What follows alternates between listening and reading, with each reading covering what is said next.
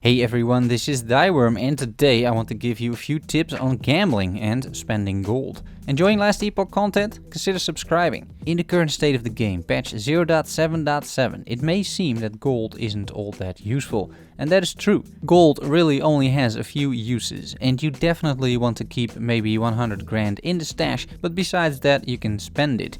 The reason you want some gold as a backup is because of respecking costs primarily. You can respec all your passives at a Chronomancer, but that costs money. And the more points you have in the passive tree, the more expensive this is. If you want one of your characters at some point to make a swap in playstyle and you need to respec, some gold is necessary. Apart from that though, there isn't really much need for gold. Last Epoch doesn't have durability on gear and repair costs, thank god. Last Epoch doesn't make you pay for learning skills or for respecking skills. You can only spend gold at a vendor which may sell an item you like, or you could go gambling. And today I'll talk you through some of the gambling strategies out there because there's definitely a method to this madness. You see, gambling is a system which you can actually use to target a specific set or unique you want. And I admit it is a little tedious and there are some requirements, but if you have 2 million gold like me, gambling is a viable option. And 2 million gold really isn't that insane, because the monolith runs just drop a lot of plain gold, just like the reward chests do. It's not that uncommon to get 8k after a run, and a run takes maybe 4 minutes. That adds up. You need a few things to be a professional gambler. 1. A lot of gold, obviously, the more the better. 2. A high level character. The reason behind this is that you see better items at the gambler, higher level items if you have a high level character. Another reason is that the rarity of gambled items is much higher at higher levels. I just discovered that by gambling a lot, but it also makes sense.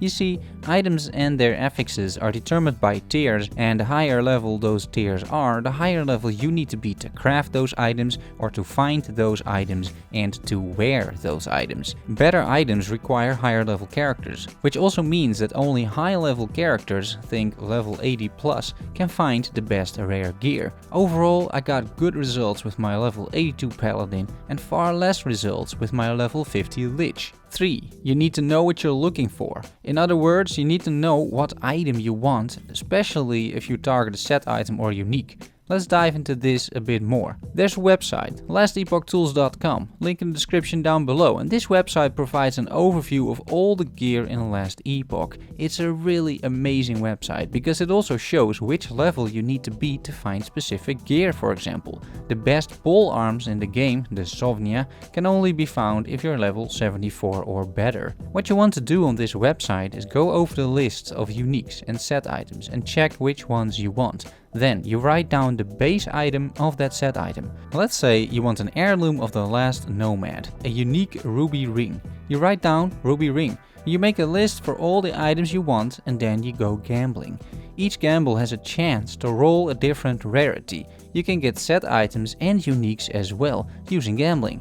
And I found that while the odds are still not great, and this method by no means guarantees success, it is still better than running the monolith.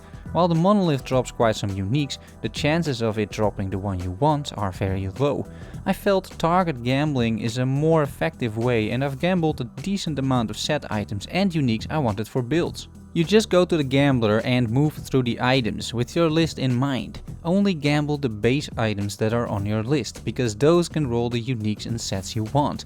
There's a side effect to this as well, a beneficial one, and that is that the rolled rare items, which is the majority you will be getting, can still be extremely good. I rolled some very impressive items from gambling, which were actually better than the uniques I was looking for. Even if you get rares, the money may not be wasted. Everything that is trash, which will still be the majority, gets vendored back, you refresh the panel and you go again. And don't get me wrong, the gambling system is still a bit tedious. It takes a while for each gamble to show up. You can't really spam the system. But on the other hand, just put something else to watch on the second screen, work down the list of base items after each refresh on the gambler and hope you get lucky. There's no better purpose for your gold anyway, so you might as well get yourself a unique or two. And that is all on gambling for today. Play responsibly. Best of luck. Follow me on Twitter @Thyworm. Thanks so much for watching and making it to the end. See you soon. Bye bye.